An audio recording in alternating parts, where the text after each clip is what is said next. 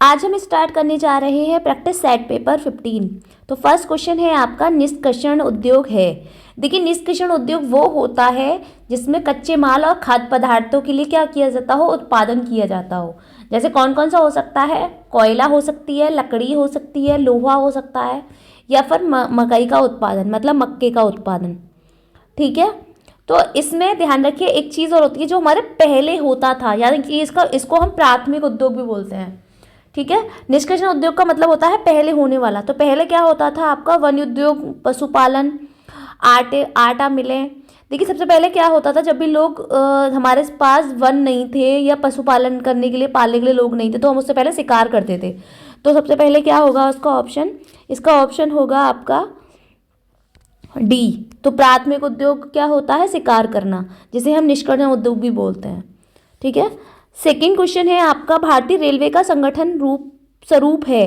तो क्या है, एकल स्वामित्व, सहकारी समिति, साझेदारी फर्म। इसका ऑप्शन है डी, संयुक्त स्कंद कंपनी। संयुक्त स्कंद कंपनी क्या होती है, वह होती है जिसमें क्या होते हैं, एक से अधिक शेयर होल्डर होते हैं। ठीक है, शेयर धारक होते हैं एक से अधिक, वही क्या कहलाती है, संयुक्त स्कंद कंपनी। सेकंड क्वेश्चन है थर्ड क्वेश्चन है आपका, जीवन बीमा व्यवसाय का संगठन स्वरूप है। तो क्या है जीवन बीमा सार्वजनिक सार्वजनिक निगम। सार्वजनिक निगम क्या होते हैं, जो एक संस्था को विधानमंडल द्वारा स्थापित किया जाता है। ठीक है, अब फोर्थ क्वेश्चन है आपका, सहकारी समिति में सदस्यों का मताधिकार निर्भर करता है। तो ये किस पर निर्भर करता है, ये निर्भर करता है एक सदस्य एक मत सिद्धांत पर। ऑप्शन ए आपका। फिफ्थ क्वेश्चन है, साझेदारी संगठन में नहीं आते। क्या चीज़ें नहीं आती, देखिए साझेदारी संगठन में पहले क्या है, गोपनीयता, व्यक्तिगत व्यवस्था, असीमित दायित्व, निरंतर उत्तराधिकार। तो इसका ऑप्शन क्या होगा, डी, निरंतर उत्तराधिकार नहीं आता। जैसे ही क्या होगा, साझेदारी संगठन में वो दिवालिया हो गया, पागल हो गया, तो हम क्या करेंगे, उसकी जगह दूसरे उत्तराधिकार को बना देते हैं। तो निरंतर उत्तराधिकार नहीं रहता, या कोई प्रॉब्लम आ गई तो हम हटा देते हैं उसे। क्वेश्चन 6 है आपका, देनदारों का संग्रह पर। देखिए, देनदारों का संग्रह हो रहा है, देनदार से क्या कर रहे हैं, हम कैश को ले रहे हैं। तो एंट्री बनेगी cash account debit to capital account, cash account debit to debtors account. देखिए, करंट रेशियो का फॉर्मूला होता है, करंट रेशियो का फॉर्मूला होता है current assets upon current liability. अब देनदार से कलेक्ट कर रहे हैं तो कैश बढ़ रहा है, कैश बढ़ रहा है, तो 100 था हमारा, 100 की जगह क्या हो गया, 200 हो गया। और करंट एसेट्स, करंट लाइबिलिटी हमारी 100 ही है, और दोनों में 100 हो गई। ठीक है, तो देखिए अब ये बढ़ रहा है, जब डेटर्स बढ़ रहा है, ठीक है, तो डेटर बढ़ रहा है तो क्या, चालू अनुपात भी बढ़ेगा। तो ऑप्शन क्या होगा हमारा, ऑप्शन होगा हमारा बी, चालू अनुपात बढ़ता है। अब क्वेश्चन 7 है आपका, अनुपात जितना ऊंचा है उतना ही अनुकूल होता है, यह लागू नहीं होता। तो यह किस में लागू नहीं होता, ये लागू संचालन अनुपात में लागू नहीं होता। फर्स्ट क्या है, स्कंद आवर्त अनुपात, संचालन आवर्त अनुपात, शुद्ध लाभ अनुपात, उपरोक्त में से किसी पर नहीं। तो ऑप्शन क्या होगा, बी, संचालन अनुपात। अब 8 क्वेश्चन है आपका, किस अनुपात की गणना समय से की जाती है। देखिए क्या है, क्रियाशीलता अनुपात, स्कंद आवर्ती अनुपात, लाभदायकता अनुपात, उपरोक्त में से कोई नहीं। तो देखिए क्रियाशीलता अनुपात, वैसे तो स्कंद आवर्ती अनुपात से भी होती है, लेकिन स्कंद आवर्ती अनुपात क्रियाशीलता अनुपात का ही अंदर का पार्ट है। मतलब अंदर बहुत सारे रेशो होते हैं जिनकी तुलना समय से की जाती है, समय के हिसाब से की जाती है, तो वो सारे जो होते हैं वो क्रियाशीलता अनुपात के अंतर्गत आते हैं। अब 9 क्वेश्चन है आपका, क्या एक अपव्यय एक में परिवर्तित किया जा सकता है। तो एक अपव्यय एक में परिवर्तित किया जा सकता है, तो ये क्या है, ये किस में परिवर्तित किया जा सकता है, ये फर्स्ट है आपका वित्तीय स्थिति अनुपात में, लाभदायकता अनुपात में, क्रियाशीलता अनुपात में, स्कंद आवर्त अनुपात में। तो ये किया जा सकता है वित्तीय स्थिति अनुपात में, ऑप्शन ए।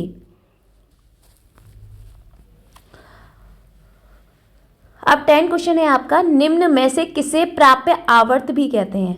देखिए, प्राप्य आवर्त का मतलब होता है एक तो देनदार और प्राप्य बिल। ठीक है, तो देनदार वाला जो भी होगा, देनदार आवर्त, तो हम उसे भी क्या कहेंगे, ये दोनों गलत है, दोनों नहीं आएगा। ठीक है, तो क्या होगा, देनदार आवर्त अनुपात को, तो पहला क्या है आपका, स्कंद आवर्त अनुपात को, देनदार आवर्त अनुपात को, ABC दोनों, या उपरोक्त में से कोई नहीं। तो ऑप्शन क्या होगा, देनदार आवर्त अनुपात को, ऑप्शन बी। अब देखिए 11 क्वेश्चन क्या है आपका। 11 क्वेश्चन है आपका, निम्नलिखित सूचनाओं में देय आवर्त ज्ञात कीजिए। अभी देय आवर्त हमने बताया, देय आवर्त का फॉर्मूला क्या होता है। देखिए ये हमारा क्या था, देनदार आवर्त, ठीक है। अब हमारा क्या है, देय आवर्त। देय आवर्त मतलब होता है बिल्स रिसीवल, ठीक है। बिल्स रिसीवल था, ये देय आवर्त होता है बिल्स पेबल, जिसमें बिल्स पेबल में क्या चीज़ें इंक्लूड होती हैं। रेशो क्या फॉर्मूला बनता है, creditor turnover ratio is equal to net credit से परचेस। लिख देते हैं, देखिए creditor turnover ratio is equal to net credit purchase upon trade payable, ठीक है। तो क्या होगा, नेट क्रेडिट परचेज कैसे निकलेगा, यहाँ विक्रय दे रखा है 1,06,000, तो 1,06,000 में से आप 68,000 घटा देंगे क्रय वापसी के।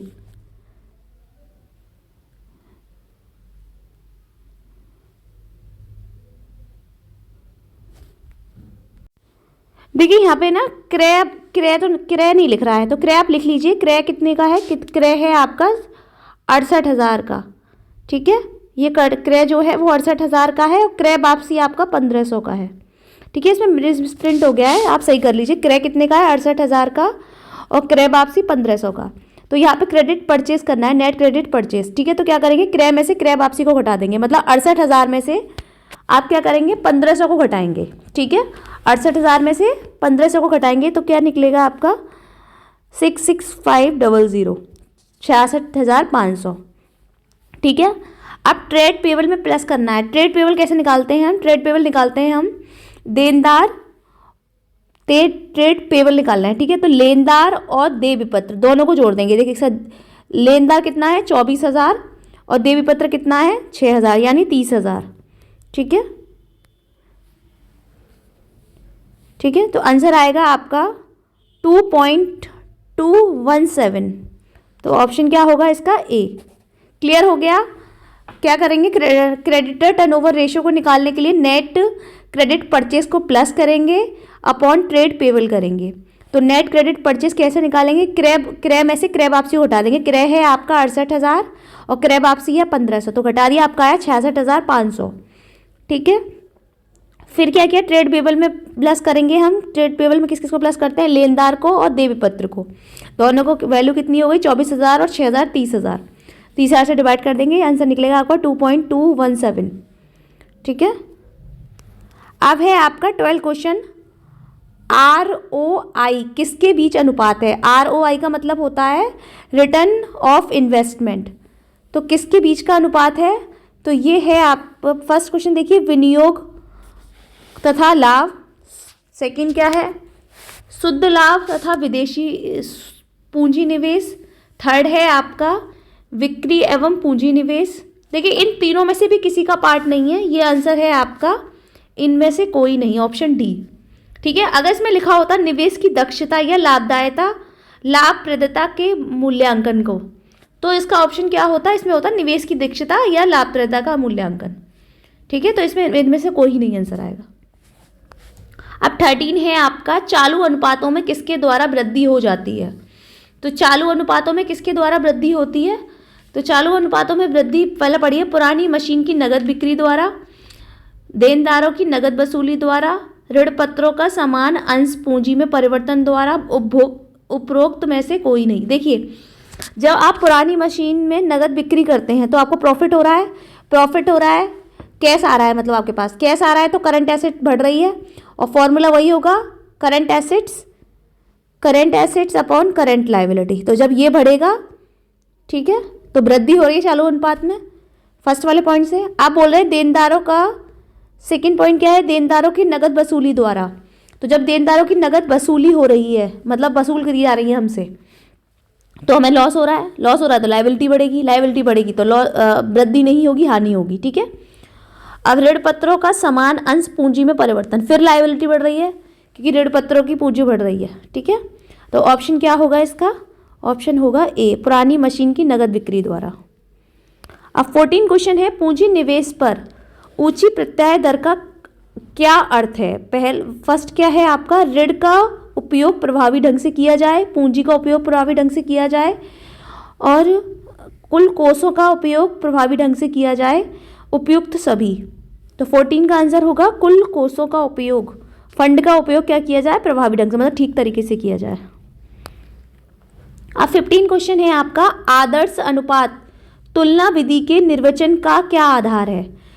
तो क्या है, फर्स्ट पॉइंट है आपका, एक ही उद्योग की आदर्श इकाइयों का सामूहिक निष्पादन, सैद्धांतिक आदर्श अनुपात, एक फर्म का भूतपूर्व निष्पादन, प्रतिस्पर्धा में अन्य फर्मों का वर्तमान निष्पादन।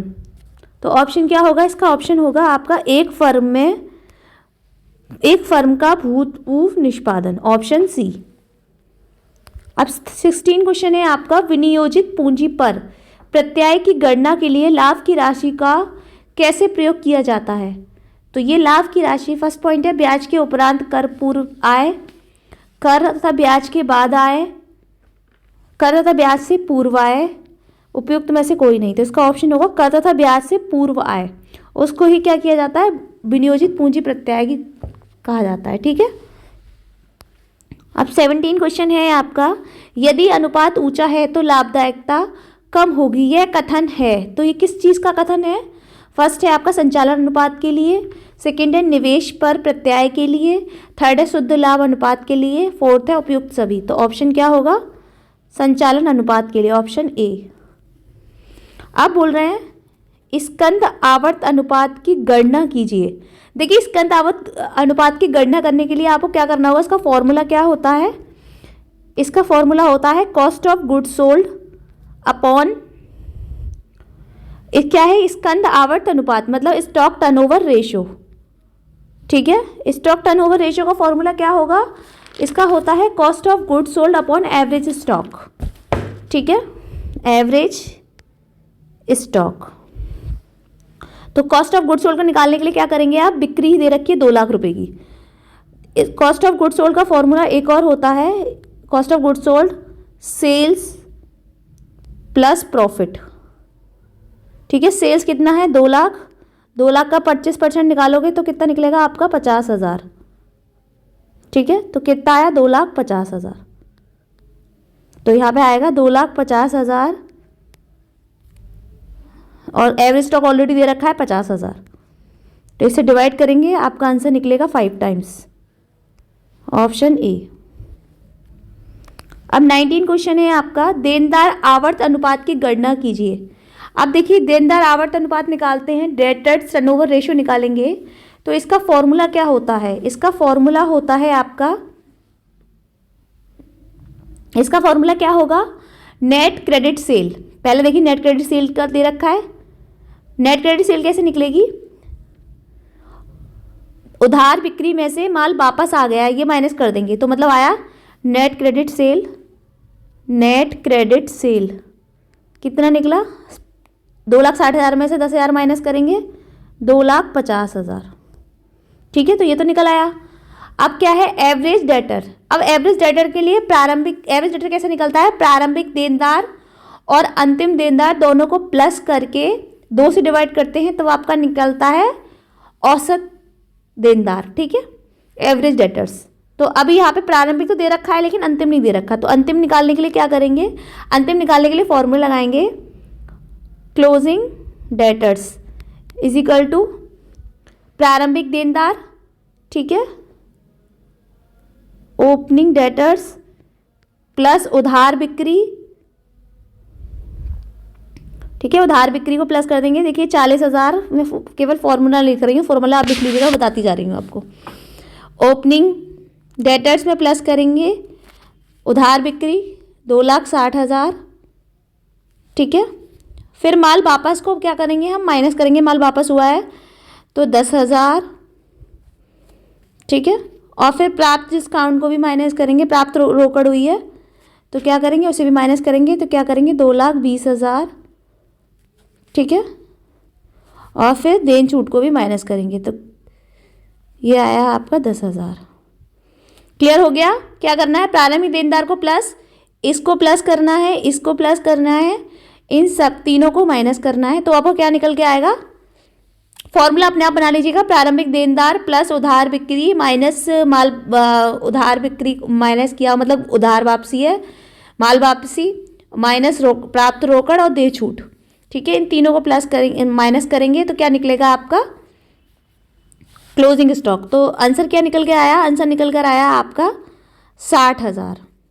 ठीक है, ये क्या निकला है आपका क्लोजिंग डेटर्स। अब देखिए ओपनिंग डेटर दे रखा है, तो एवरेज डेटर्स को कैसे निकालेंगे, एवरेज डेटर को निकालेंगे आप। ओपनिंग कितना था आपका, ओपनिंग है 40,000, क्लोजिंग कितना निकला है, क्लोजिंग निकला था 60,000। ठीक है, 2 से डिवाइड किया, निकल के आया आपका 50,000, निकल के आ गया एवरेज डेटर। अब देखिए वो सेल ही लिखते आएंगे, हमने निकली थी। फॉर्मूला क्या था हमारा डेटर टर्नओवर रेशो का, डेटर टर्नओवर रेशो का फॉर्मूला है नेट क्रेडिट सेल। ठीक है, net credit sale upon average stock मतलब एवरेज डेटर्स। ठीक है, तो नेट क्रेडिट सेल कितना निकला था, हमने 2,60,000 में से 10,000 बटाए थे तो 2,50,000, और ये कितना निकला है 50,000 एवरेज डेटर्स। तो कितना आएगा आपका आंसर, आपका आंसर आएगा 5 टाइम्स, ऑप्शन सी। अब 20 क्वेश्चन है आपका, औसत वसूली की गणना कीजिए। कुल बिक्री दे रखी है, नगद बिक्री दे रखी है, विक्रय वापसी दे रखा है, कुल देनदार दे रखा है, प्राप्य विपत्र दे रखा है। एवरेज कलेक्शन पीरियड कैसे निकालते हैं, एवरेज कलेक्शन पीरियड का फॉर्मूला होता है एवरेज कलेक्शन पीरियड का फॉर्मूला होता है trade रिसीवल upon net cell multiply 365, मतलब 365 दिन के हिसाब से निकलता है इसमें। ठीक है, तो ट्रेड रिसीवल कैसे निकलेगा, ट्रेड रिसीवल के लिए इसको और इसको दोनों को प्लस करते हैं तब ट्रेड रिसीवल निकलता है। तो कितना आया आपका, हमारा आया 16,500 ट्रेड रिसीवल। ठीक है, और नेट सेल कैसे निकलेगा, नेट सेल में क्या करेंगे आप, नेट सेल में हम माइनस करेंगे कुल बिक्री में से नगद बिक्री को, विक्रय वापसी को, दोनों को माइनस करेंगे हम, तब निकलेगा हमारा 1,95,100। ठीक है, फिर अब क्या करेंगे 365 से मल्टीप्लाई, तो आंसर निकलेगा आपका